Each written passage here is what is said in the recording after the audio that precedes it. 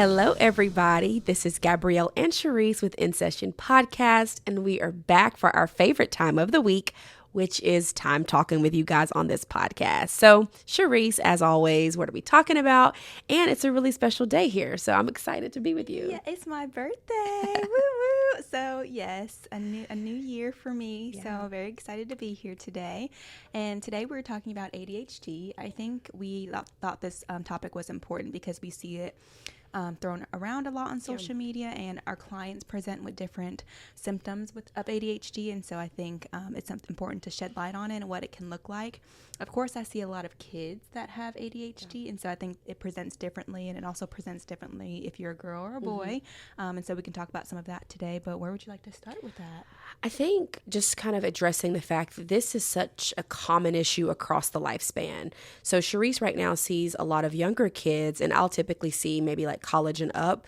But even as a therapist working with college kids, I can't tell you how often they will come in and say, hey, I either have ADHD or I suspect I have ADHD, something like that. So it's not just younger kids in traditional school settings who are noticing this, but, college kids, young adults, young professionals, I'm noticing this is a thing. So I think it's definitely something that we talk about.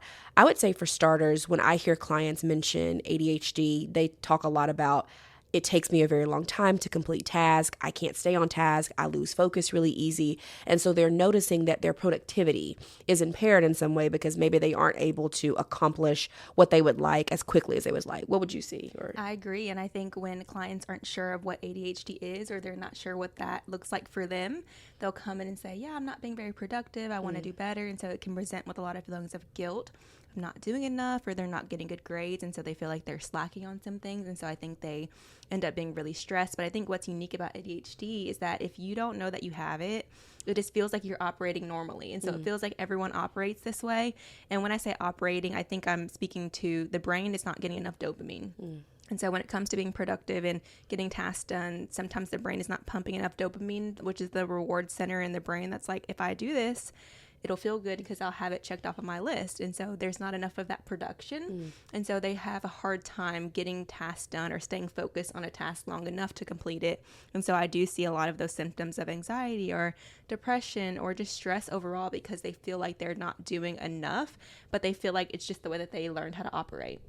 I think what's really great about that is I kind of think it overlaps, and something that I've always struggled with when I'm working with clients, if they come in with dual diagnosis or if they are dealing with something else in addition to ADHD, everything that Charice just said becomes like almost like a fishing game. Is it this or is it that? And I've worked with professionals before, and we're like, okay, is it anxiety? Is it ADHD? Is it depression? Is it, because some of what she just talked about, it happens across so many different diagnoses that our job is to really flesh out what could be the root cause of this. And so even understanding that dopamine process and the reward center, being able to simplify that is actually really powerful because that could give us insight into why this is happening. And so when I see clients with this, something that happens quite frequently is that they start to feel, even if this is normal for them and this is kind of how I'm used to operating, they realize I'm tired of this. Like I feel exhausted. Like surely it shouldn't be this hard to accomplish this task, or why is it taking me so long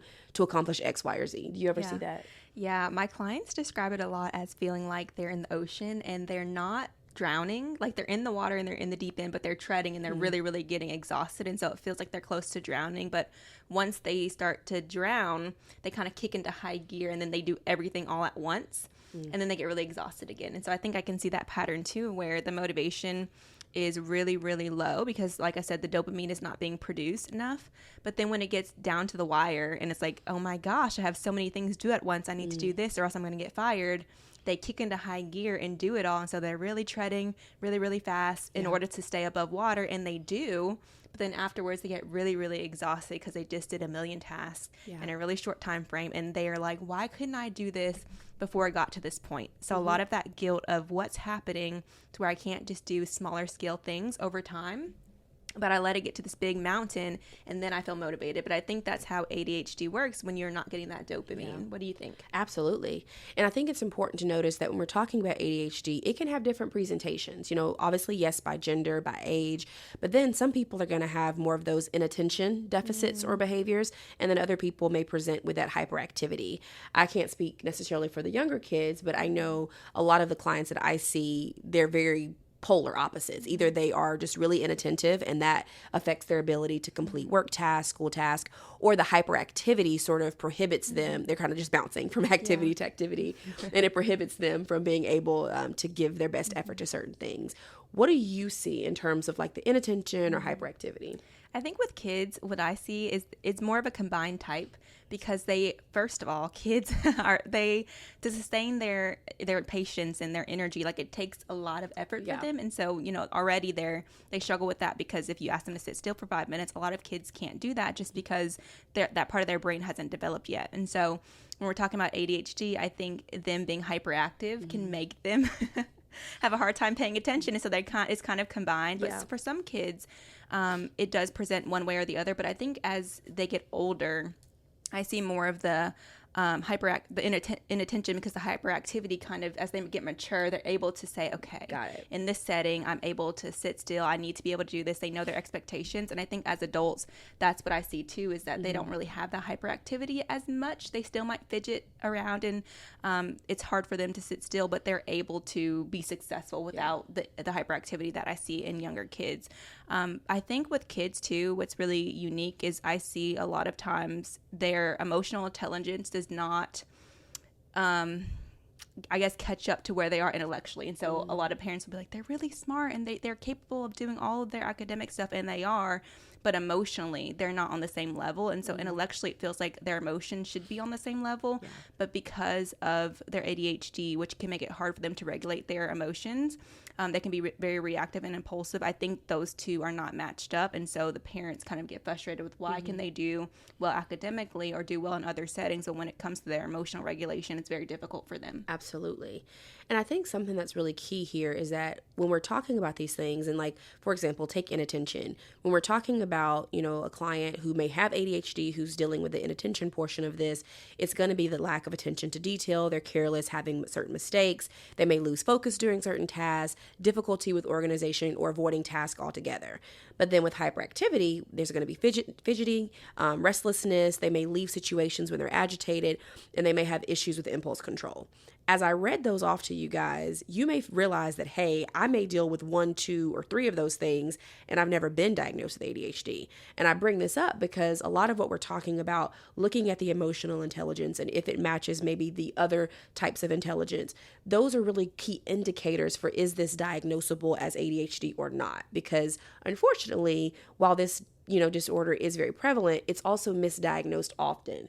And so when I say things like difficulty with impulse control or fidgeting or restlessness or avoiding certain tasks, there are a lot of people who could deal with a variety of those things, and they may not have ADHD. And so I remember working with maybe like middle to high school kids who they never tested as having ADHD, but the teachers or certain people would assume like, oh, they just have ADHD, when in reality it was something else entirely or nothing at all.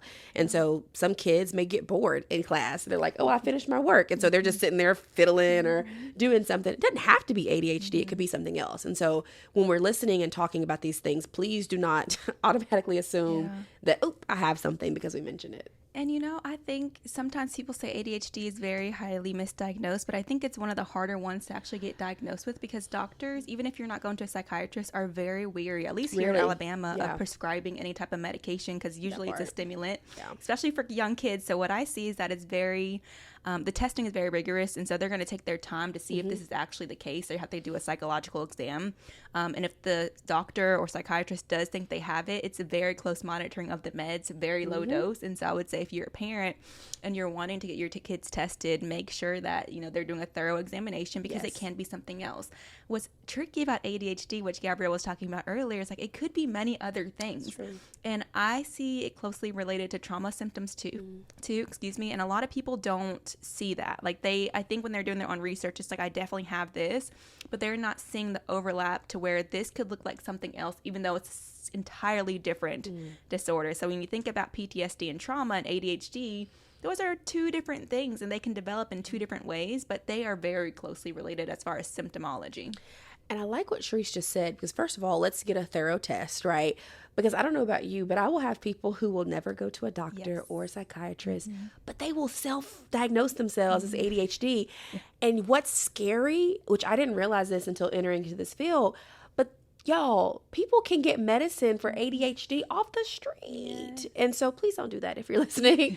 Let's get help, right? We want to connect you with the right resources. But the reason why it's so important that you go to a professional, that you get tested and you do all that, because one, they can monitor the medication to make sure that it's actually helping you.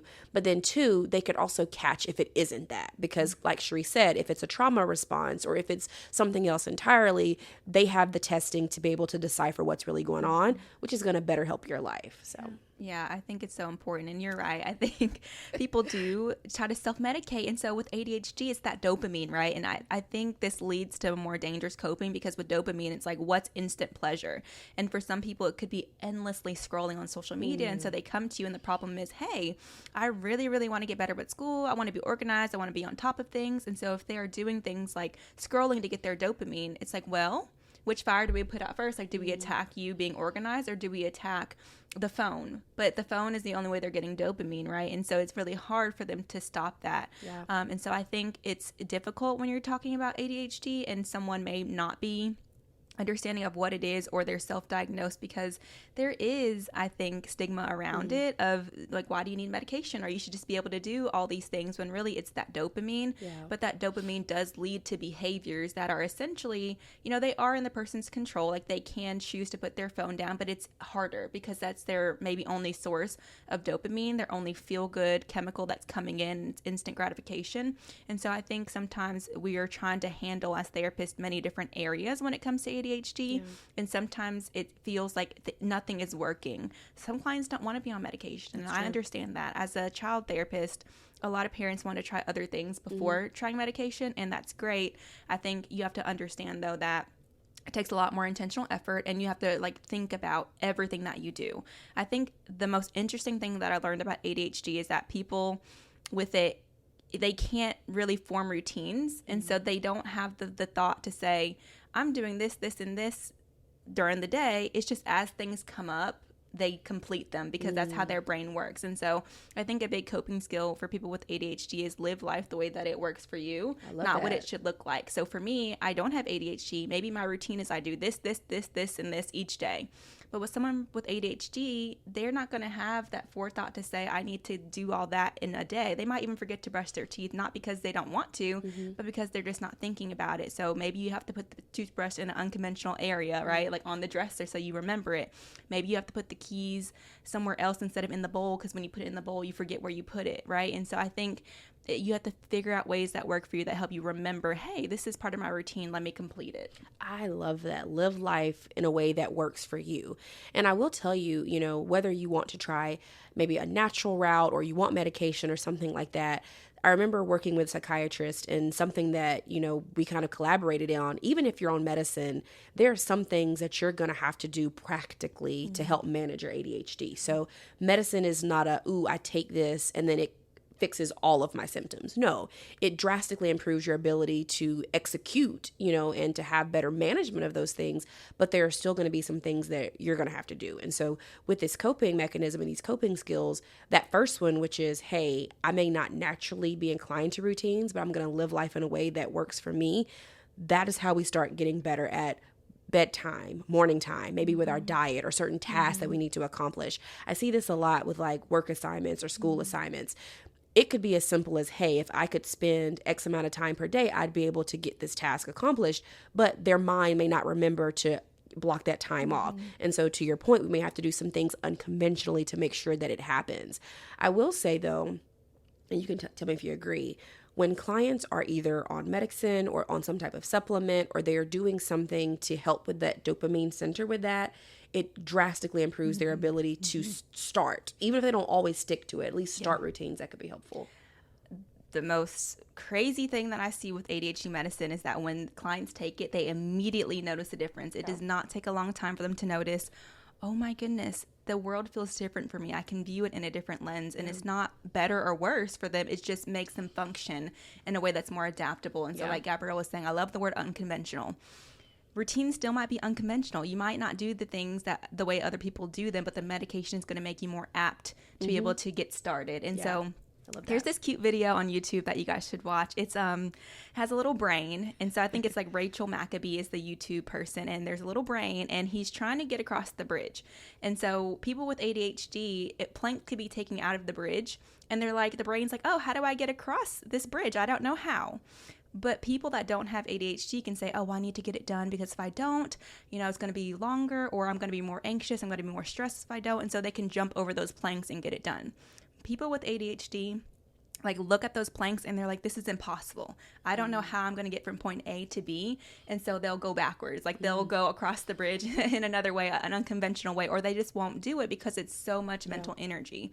And so one way that I think the video was describing to put those planks back in there is people with ADHD like novel things, and so new ways of doing things. And so literally if it's doing your studying in a Starbucks, or doing your studying somewhere else that you've never done it before, that's a new way. Or making things a competition. So how much can I get done in 30 minutes? I'm just going to try and do my best for 30 minutes and then I'll be done. So making things exciting, making things rewarding for your brain in ways that you find rewarding, because the way that I find it rewarding and you find it rewarding might be very different. And so I think that unconventional word is very true to this diagnosis. You have to find ways that it's going to work for you, but it's going to make you motivated. And so for some people, motivation looks like just waking up and doing it. And people with ADHD are like, how do you do that? And it's their routine though. It doesn't seem like a routine, but it is. We wake up not because we want to, sometimes just because we have to go to work. We just do it. But with people with ADHD, it's like, well, I don't know how to do this because the planks are not there for me. I don't know how to make myself motivated. And so the one is getting motivated, and two, it's doing the step and then completing it. And so I think it takes them a little bit longer. Absolutely. And to kind of add to that and to supplement it, if you're looking for some coping skills, add some incentives when you're doing these things. That is by far my absolute favorite when I'm working with clients dealing with this, because incentives go a long way. We talked a lot about dopamine, and maybe they're getting that by scrolling on their phone for hours on end. But if we can pre-plan incentives that we're going to give ourselves for doing certain tasks, our brains are tricked into wanting to do the thing, right? Because maybe I don't have that natural motivation. I'm going to get up and start this day or do this task. But if I have an incentive waiting on me, my brain taps in for some reason, ooh, I want to do this now. And so find incentives.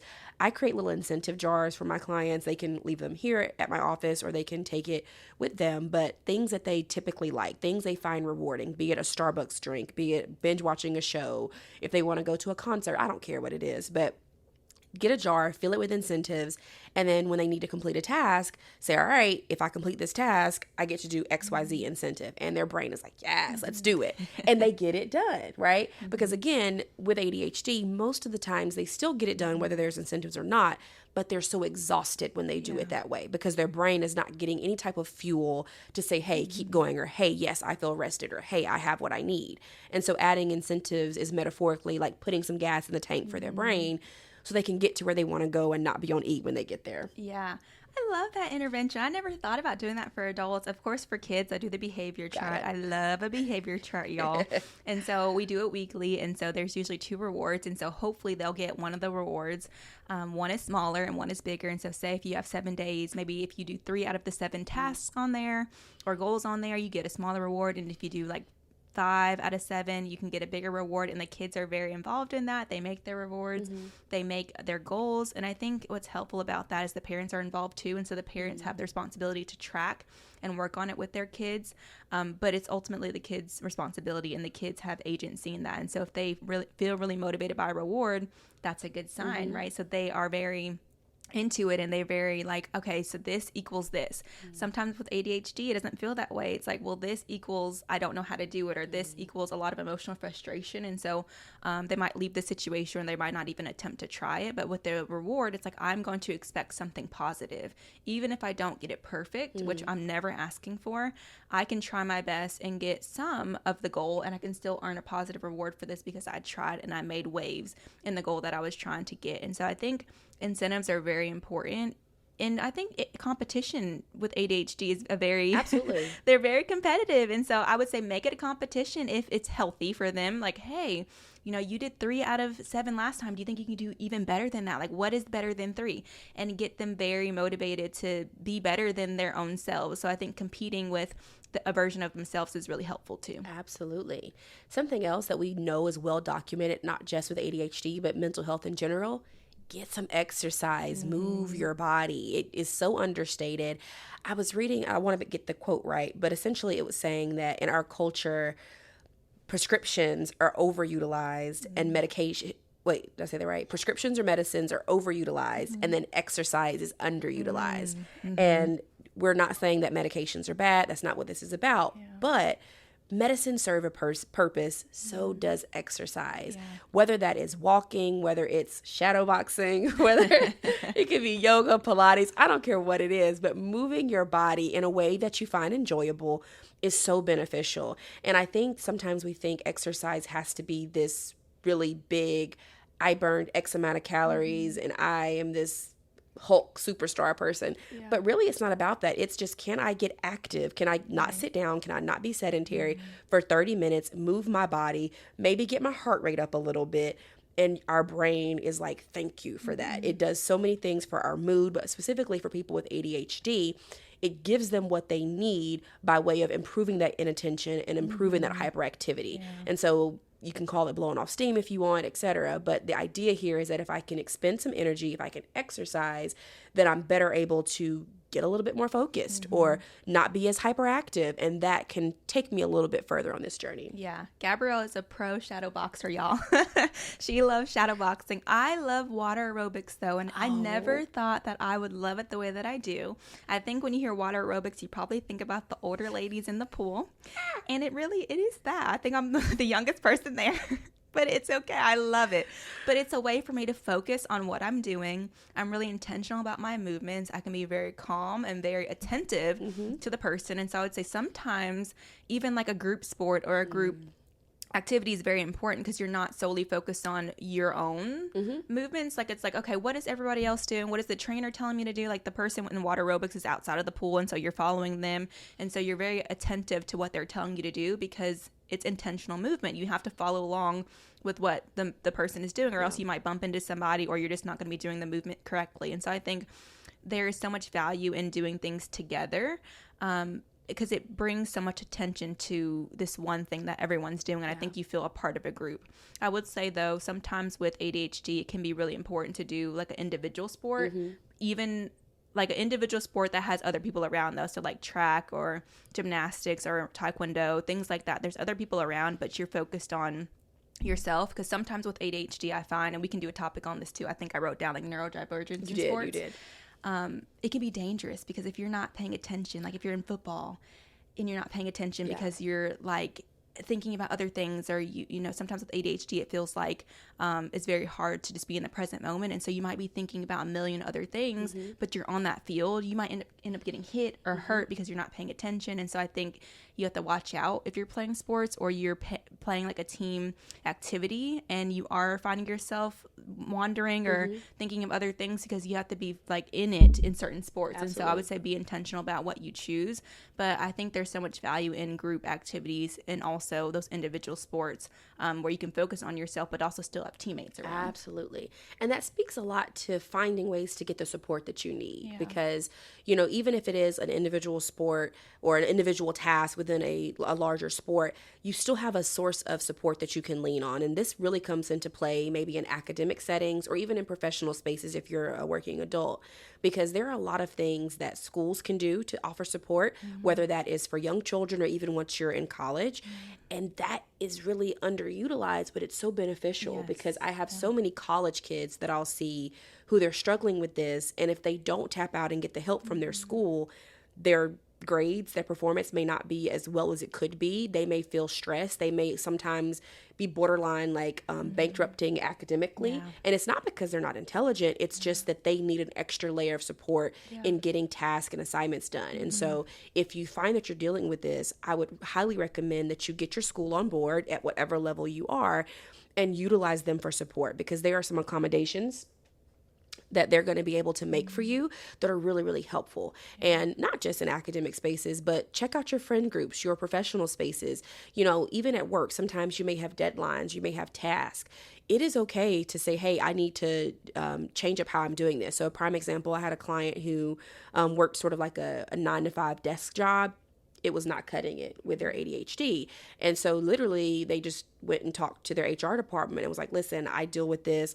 They were trying to do a natural route, so they didn't want to do traditional medication. And they were able to work up a work accommodation where, I'm going to have a standing desk that I'll operate part of the day, but then I'm going to maybe do work outside of the office. And so they allow that person to maybe go to the library or to a Starbucks or whatever to do the non-confidential parts of their job, because sitting at the same desk for 9 to 5 just was not cutting it for them. And so your job, if they're, willing, could give you some amazing accommodations to assist with that. If you're dealing with any mental health struggle or diagnosis, you have to advocate for yourself sometimes, because people will not be aware of what's going on for you, and they will expect you to perform at the level that everyone else is. And it's not that you can't, it's just going to be really exhausting for you. And so just think about all the accommodations that you could have and how that'll make it more functional for you and probably more enjoyable too. And so say you really like your job, but you just feel like you can't keep up, or there's so many deadlines that you fell behind on. You really enjoy your job, but that can really make it feel like, did I choose the right career? Did I choose the right environment? Did I choose the right job? When really you did, but you're having a hard time because of the accommodations that you're not getting.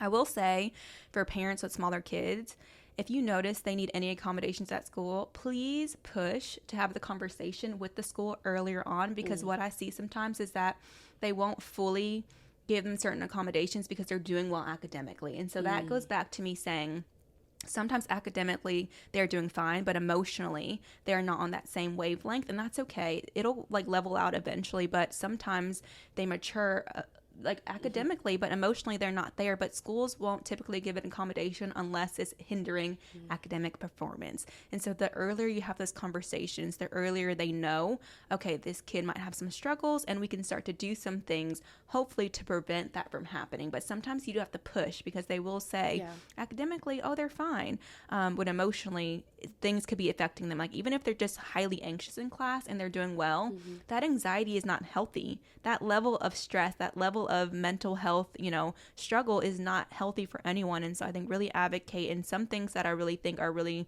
important to add when it comes to accommodations is giving the child options. And so letting them have fidgets, or letting them have headphones, noise canceling, letting them have the option of taking a test or doing an assignment somewhere else that's quieter if you're noticing that they're taking a long time on a test. And so just allowing them to have those options. Absolutely. Not saying that they have to use them all the time, but if they need it, it can be there for them. And I think sometimes schools they're not very adept to accommodating certain kids. I think they just want everyone to be on the same wavelength. They want everyone to kind of fit into this one mold, and that's not how it works. And so I would say advocate, but even if you're an adult, advocate for yourself. Absolutely. Because no one else can understand what's going on for you unless you speak up and ask for what you need. Absolutely. I mean, that is really such a huge takeaway, I think, from this entire conversation, because we opened up by saying you have to live life in a way that works for you, and whether you are an adult who can make that choice for yourself, or if you are the parent or the sibling or the friend, etc., of somebody who can't, it is so important that you advocate for what you're going to need to be successful. And success looks different for, each person, but something that stays the same is that everybody has needs that they need to have met in order to fulfill whatever assignment or task. And I think maybe for our parents, even if they're not younger kids, they could be in middle school or high school, maybe even college to a certain degree, because let's be honest, there are still a lot of college kids who they look to their parents like, right. What doctor do I call and what I do, right? Absolutely. I certainly did. And so it is okay for you to still be involved in your child's, future academically, to make sure that they're getting what they need. And so advocate. Is this the right school for them? Is this the right learning environment? Yeah. We don't realize it, but learning styles and learning environment absolutely plays a role, because you could have 5 schools that all teach the same thing or that all offer the same major, but how they teach those students may work better for that student. And so you can't just say oh, well, they have an engineering department, I'm going to go there. Yes, but how are they going to be teaching you that skill? Right. Because if you struggle with ADHD, is this going to be the best learning environment for you or the best social environment? So make sure that you do your research to make sure that whatever environments you're going to be engaging in best suit your needs, and go where your needs are met. Yeah, you said something really important, which is socially. I think we forget about how social engagements can look with this disorder. I think sometimes people classify it as like people, they're really talkative and they're really engaging, but I think sometimes that could be exhausting too for them, right? And so their social battery maybe depletes a little bit like earlier or a little bit more than other people. And so I think thinking about the environment is so important, because if you do have supportive people, that's great. But if you don't, it's not really helping you thrive or helping you grow in the best way that you can. And so socially, I think it's so important to find that support group and advocate, like I said, for what you need. But I think it starts young too. So if you're in a household, like if you have your parents, I would really say create those routines for your children. Let them know, what they might need, like anticipate their needs. That's what you do as a parent initially, is anticipate their needs, and then they learn how to get their own needs met when they're older. And so I think it starts from home, setting those routines, making sure they understand, their diagnosis. I think sometimes kids don't even understand like what ADHD is, and parents don't want to explain it, but it's important to explain it to them so they can understand, this is how I'm impacted. Not that I'm limited by it, but I'm impacted this way. And I can always constantly assess what I might need, and I'm comfortable asking for what I might need. I think it's kind of almost scary in a vulnerable place for a kid not to know what they need.